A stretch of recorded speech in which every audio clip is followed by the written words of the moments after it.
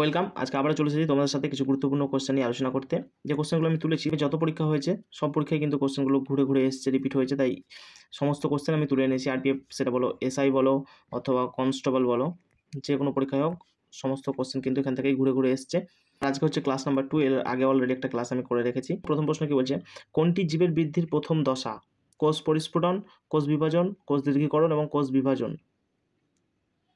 তো এটার জন্য সঠিক উত্তর হয়ে যাবে কোষ বিভাজন, কারণ কোষ বিভাজন হলেই নতুন কোষের সৃষ্টি হবে। নতুন কোষ থেকেই কিন্তু নতুন কোষ এরকমভাবে একটির পর একটা সৃষ্টি হতে নতুন একটা আপাত্ত জীবের সৃষ্টি হবে।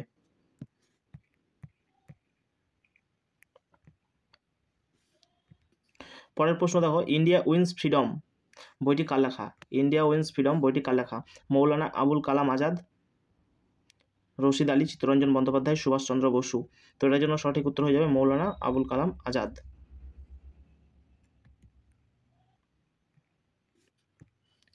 পরের প্রশ্ন দেখো, হাইড্রোজেন গ্যাস কে আবিষ্কার করেছিলেন? Important question. Robert Boyle, Joseph Priestley, Robert Brown, আলাহুসেরে। সঠিক উত্তর হয়ে যাবে রবার্ট বয়েল। পরের প্রশ্ন দেখো, মিরাট ষড়যন্ত্র মামলায় কতজনকে অভিযুক্ত করা হয়েছিল? আচ্ছা, তার আগে জেনে নাও মিরাট ষড়যন্ত্র মামলা হয়েছিল কবে। মিরাট ষড়যন্ত্র মামলা হয়েছিল 1929-এ। মিরাট ষড়যন্ত্র মামলা হয়েছিল 1929-এ। এখানে কতজনকে গ্রেপ্তার করা হয়েছিল বা অভিযুক্ত করা হয়েছিল? 23 জন, 33 জন, 49 জন, 59 জন আর 66 জন। কতজনকে? তো সঠিক উত্তর এটার জন্য হয়ে যাবে 33 জন। এটার উত্তর হয়ে যাবে 33 জন।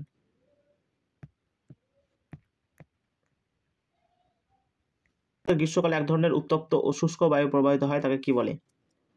পম্পেরো, চিনুক, লু আর ফন। দেখো, বেসিক্যালি উত্তর ভারতে যে গ্রীষ্মকালে এক ধরনের বায়ু প্রবাহিত হয় তাকে বলা হয় লু।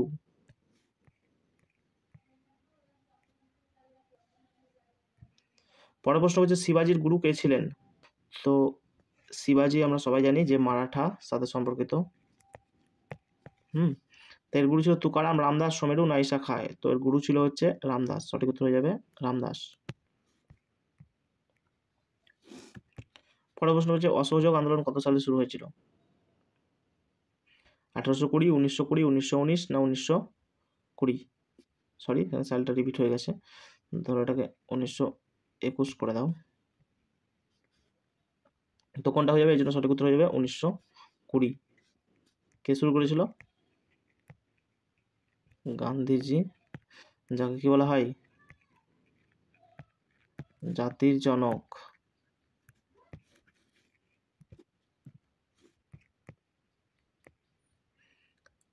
পরের প্রশ্ন কি বলছে দেখো, এ নেশন ইন মেকিং গ্রন্থটার রচয়িতা কে?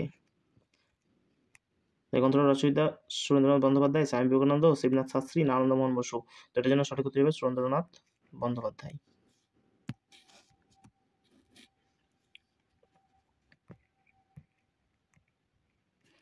পরে দেখো একটা ইম্পর্টেন্ট প্রশ্ন, ভিভিআই।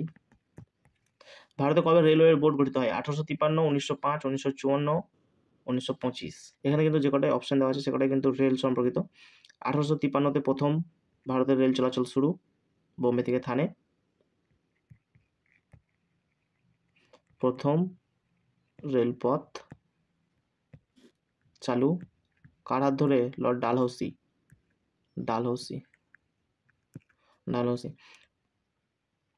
তারপরে ঠিক পরের বছর 1854-তে পশ্চিমবঙ্গে শুরু। 1925-এ প্রথম বৈদ্যুতিক অর্থাৎ ইলেকট্রিক শুরু। আর 1905 সালে কিন্তু রেলওয়ে বোর্ড গঠিত হয়। অনেক পরে রেল শুরু হওয়ার কিন্তু অনেক পরে রেলওয়ে বোর্ড তৈরি করা হয়। এটা কার সময়? Lord Curzon. বঙ্গভঙ্গ যখন হয় ঠিক তখন। খুব ইম্পর্টেন্ট, মনে রাখার চেষ্টা করবে এটা। পরের প্রশ্ন দেখো, পৃথিবীর সব থেকে বেশি প্রজাতির জীব বসবাস করে কোথায়? এটা অপশনটা নিচে চলে গেছে পিডিএফ এর। দেখো কোথায়, বায়ুমণ্ডলে, জলমণ্ডলে, ভূপৃষ্ঠে না শিলামণ্ডলে? তো এটার জন্য সঠিক উত্তর হবে জলমণ্ডলে। পৃথিবীতে সব থেকে বেশি জলমণ্ডলে আছে, যেটা আমরা মাত্র 5% আজ পর্যন্ত জানতে পেরেছি, 95% বাকি আছে।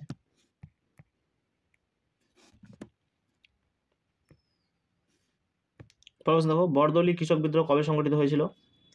তার আগে বলো, বরদৌলি যে কৃষক বিদ্রোহ হয়েছে এটার নেতৃত্ব কে দিয়েছিল বা নেতা কে ছিল? এটা নেতৃত্ব দিয়েছিল সর্দার বল্লভ ভাই প্যাটেল। যাকে আমরা কি বলে চিনি?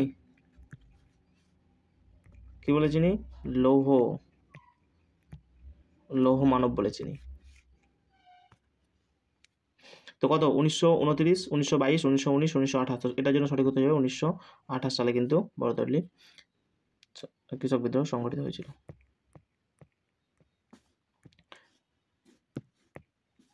পরের প্রশ্ন দেখো, নিচের কোনটি যমজ শহর নয়? এই যে কোশ্চেনের পিছনে নয় বা নেগেটিভ অর্থ আছে, এটা কিন্তু অবশ্যই তোমাদেরকে খেয়াল করতে হবে। এটা কিন্তু অনেকে দেখে হয়তো হায়দ্রাবাদ সেকেন্দ্রাবাদ করে দেবে, কিন্তু হায়দ্রাবাদ সেকেন্দ্রাবাদ একটা যমজ শহর, দুর্গাপুর আসানসোল একটা যমজ শহর, কলকাতা হাওড়া একটা যমজ শহর, কিন্তু যমজ শহর নয় কোনটা? দিল্লি আর নতুন দিল্লি কিন্তু যমজ শহর নয়। এটা মনে রাখতে হবে। এই যে কোশ্চেন শেষে নয় আছে না, এটা কিন্তু তোমরা খেয়াল রাখিও। পরের প্রশ্ন দেখো, economic drain theory. Economic drain theory প্রবক্তা কে? দাদাভাই নওরোজি, সুরেন্দ্রনাথ বন্দ্যোপাধ্যায়, জওহরলাল নেহরু, সুভাষচন্দ্র বসু। তো এটার জন্য সঠিক উত্তর হবে দাদাভাই নওরোজি। তো যাকে আমরা কি বলে চিনি? Grand old man of India. Grand old man নামে আমরা চিনি, মহান বৃদ্ধ।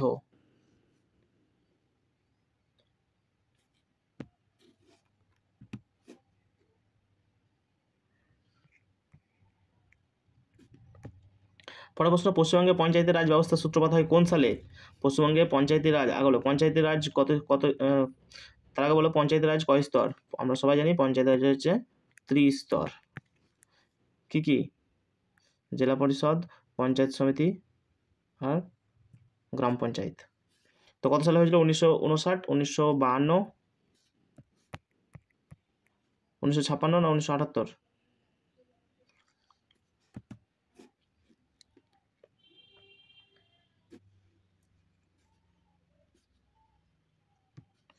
জানো 19, এটার জন্য সঠিক উত্তর হয়ে যাবে 1978 সালে। হ্যাঁ, তো 1978 সালে পশ্চিমবঙ্গে কিন্তু পঞ্চায়েত রাজ শুরু হয়েছিল, কিন্তু ভারতে যদি প্রথম কোথায় বলে, কবে?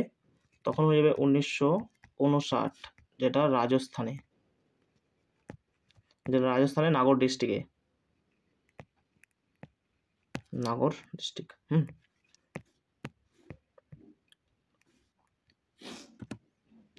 পরের প্রশ্ন, বিক্রমশিলা বিহার কে প্রতিষ্ঠা করেন?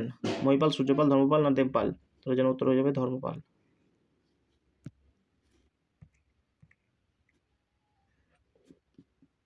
গীত গোবিন্দ এটি রচয়িতা কে? পাণিনি, জয়দেব, কলহন না মেগাস্থানিস? এটার জন্য সঠিক উত্তর হয়ে যাবে জয়দেব। পাণিনির লেখা হচ্ছে অষ্টাধ্যায়ী। কলহন হচ্ছে রাজতরঙ্গিনী।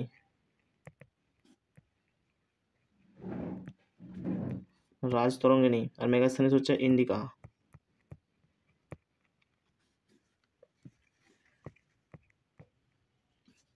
পরের প্রশ্ন, জয়দেব বাংলার কোন রাজার সভাকবি ছিলেন? রামপাল, বল্লাল সেন, লক্ষণ সেন না ধর্মপাল? তো জয়দেব বাংলার কোন রাজার সভাকবি ছিলেন? এটা সঠিক উত্তর হয়ে যাবে লক্ষণ সেন। পরের প্রশ্ন, সড়ক-ই আজম তৈরি করেন কোন মোগল সম্রাট? সড়ক-ই আজম, যেটাকে আমরা জিটি রোড নামেও চিনি, কে করেছিল? অশোক, শেরশাহ, আকবর না ঔরঙ্গজেব? শেরশাহ। তো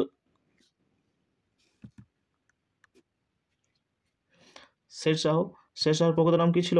ফরিদ খাঁ। কোশ্চেন আসতে পারে, ফরিদ খাঁ। কত সাল থেকে কত সাল শাসন করেছিল? শাসন হচ্ছে 1540 থেকে 45, 5 বছর। তারপরের 45 থেকে 56 পর্যন্ত তার কিন্তু ছেলে করেছিল।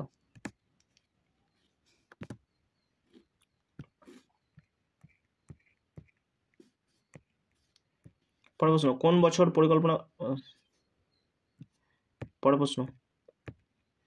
প্রশ্ন, কোন পঞ্চবার্ষিকী পরিকল্পনাকালে ICDS প্রকল্প চালু হয়? সপ্তম, অষ্টম, নবম নাকি পঞ্চম? তো এটা হয়ে যাবে পঞ্চম। কত? 1974 থেকে 1978। এটা কিন্তু 1 বছর কম হয়েছিল, কারণ তখন যে পার্টি ছিল সেটা চেঞ্জ হয়ে গিয়েছে, তারা তাদের মতো চালু করতে চেয়েছিল। এই যে আইসিডিএস আছে, এই আইসিডিএস এর ফুল ফর্ম কি? আইসিডিএস এর ফুল ফর্ম হচ্ছে ইন্টিগ্রেটেড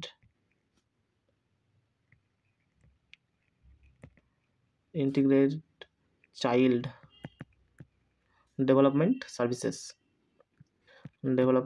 সার্ভিসেস, আইসিডিএস এর ফুল ফর্ম।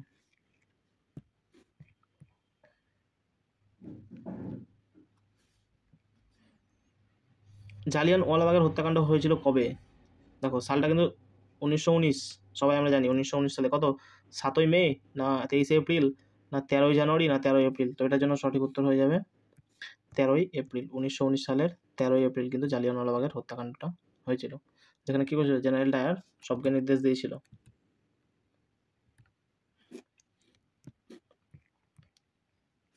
পরের প্রশ্ন, প্রতি 1 ডিগ্রি দ্রাঘিমা অন্তরের পার্থক্য। পরের প্রশ্ন, প্রতি 1 ডিগ্রি দ্রাঘিমা অন্তর সময়ের পার্থক্য কত? প্রশ্নটা খুব ইম্পর্টেন্ট। দেখো 30 মিনিট, 6 মিনিট, 4 মিনিট না 5 মিনিট। তো এটার জন্য সঠিক উত্তর হয়ে যাবে 4 মিনিট। অর্থাৎ তুমি যদি এরকম আমরা দেখি পৃথিবী এরকম থাকে, তো এখানে যদি আমরা 1 ডিগ্রি এখান থেকে এখানে যাই তাহলে কত মিনিট সময়? 4 মিনিট।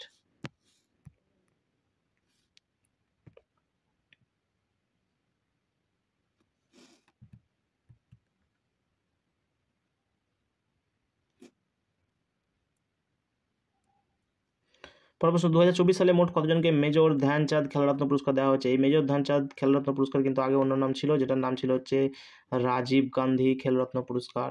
এটা বর্তমানে নাম চেঞ্জ হয়ে এটা হয়েছে, এটা কিন্তু ক্রীড়া সম্পর্কিত সর্বোচ্চ, এটা কিন্তু ক্রীড়া সম্পর্কিত সর্বোচ্চ পুরস্কার, যেটা 2024 সালে কতজনকে দেওয়া হচ্ছে? 4 জনকে। কাকে কাকে? গুকেশ ডি, যে দাবার সাথে সম্পর্কিত, গুকেশ ডি, তারপরে হরমনপ্রীত সিং, প্রবীণ কুমার, আর একজনকে দেওয়া হয়েছে মনু ভাকের। এই সবকে কিন্তু 4 জনকে দেওয়া হচ্ছে। তার মনে থাকবে গুকেশ ডি, হরমনপ্রীত সিং, প্রবীণ কুমার আর মনু ভাকের।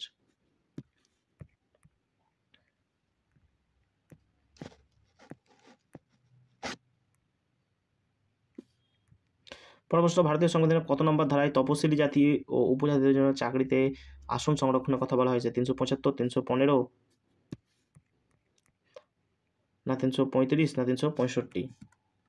তো এটার জন্য সঠিক উত্তর হয়ে যাবে 335 নম্বর ধারায় কিন্তু এসসি আর এসটিদের জন্য কনজারভেশনের কথা বলা হয়েছে। পরের প্রশ্ন, নিচের কোন খেলোয়াড় সবথেকে বেশি গ্র্যান্ড স্ল্যাম অর্জন করেছে? রাফাল নাদাল, নোভাক জোকোভিচ, রজার ফেডেরার আর হচ্ছে দানিল নেভেস। এটা কে হয়ে যাবে? তো পরের প্রশ্ন, নিচের কোন খেলোয়াড় সবথেকে বেশি গ্র্যান্ড স্ল্যাম অর্জন করেছেন? এটার জন্য সঠিক উত্তর হবে নোভাক জোকোভিচ।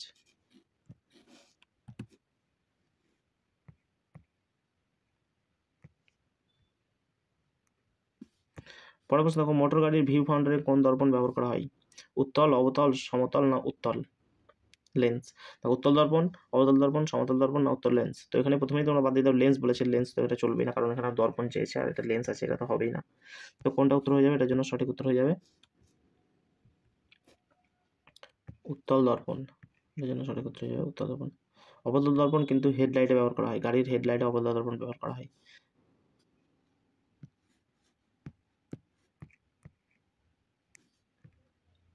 কোনটি মানুষের অতিরিক্ত রেচনাঙ্গ? ত্বক, যকৃৎ, ক্ষুদ্রান্ত না সবগুলি?